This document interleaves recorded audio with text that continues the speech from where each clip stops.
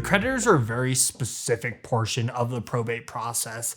So in the state of Colorado, if a probate is opened and someone has passed within a year, there is a requirement for a 4-month creditor period. Typically what this process entails is filing in a local newspaper or a local publication where basically you're putting out an ad saying, okay, this individual passed away, file your creditor claims through this probated estate. What happens next is if there are outlying creditors, it can go in a particular sort of hierarchical aspect where if those that have secured interest, so let's say, for example, a mortgage, obviously they have a collateralized interest, so they're going to be paid back based on that collateralized interest. They already have a valid claim. Then there's those like medical bills or credit card bills or any outstanding debts. Those individuals would have to actually file with the probated estate, or they can send a letter directly to the appointed personal representative.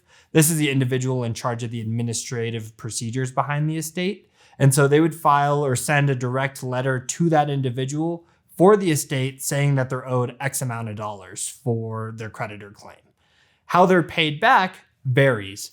A lot of the times what'll typically happen is we wait towards the end of the probate, still talk to those individuals, still negotiate with those creditors, but towards the end of the probate, they will be paid back based on that negotiated price.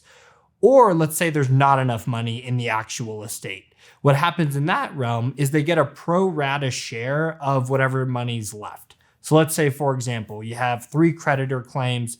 One's worth $50,000, the other 2 are worth $25,000 each, and there's only, let's say there's $90,000 in the estate. So what'll happen in that context is the $50,000 will get 50,000 of that 50% of that 90,000, and then the other 2 will get 25% of that 90,000. And so creditors can still be paid back if there's not enough money, but a lot of times hiring an attorney is highly important because we can negotiate those prices down on what they're actually referring to in their creditor claims. And we've saved our clients over $1 million by negotiating those claims down.